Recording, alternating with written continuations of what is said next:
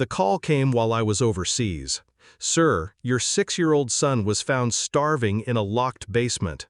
In the background, I heard my wife laugh. "I thought he'd last 2 days, not a week. Tell that coward soldier dad to pay the hospital bills."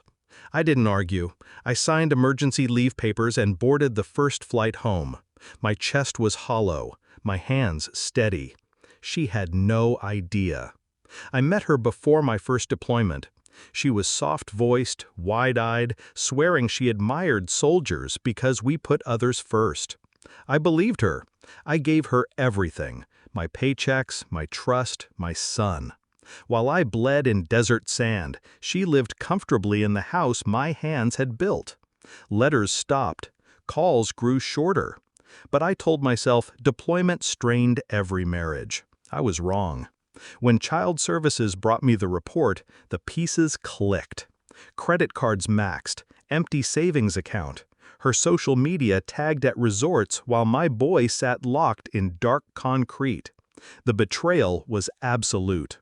But grief didn't rule me. Cold clarity did. She wanted me broken, begging. Instead, I planned. I didn't rage. Rage is sloppy. I studied custody law. I dug into bank records. I called in favors from brothers in uniform who knew how to trace digital footprints. She thought I'd crawl back, desperate to share half custody, half finances. She thought she'd bleed me forever. But I wasn't coming for half. I was coming for all. Step 1, I played the good soldier. Publicly quiet. Cooperative in court hearings. Judges like calm men, not hotheads. Step 2, I hired a private investigator. Photos of her with strangers, slipping into hotels while our son wasted away. Evidence stacked, neat as rounds in a magazine.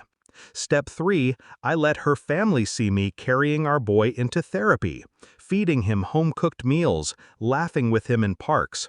I became the image of stability she never could. Step 4, finances. I froze joint accounts she thought she controlled. Every vacation fund was suddenly out of reach. The villa in Hawaii? She had prepaid only half. Her family messaged me, "Your share is $4,800. I sent $1. With it, you'll have a surprise. Custody court day. She arrived smirking, dressed like she owned the room. She whispered, "You'll lose. You always lose." Then my lawyer laid the photos across the judge's desk. Dates, times, receipts.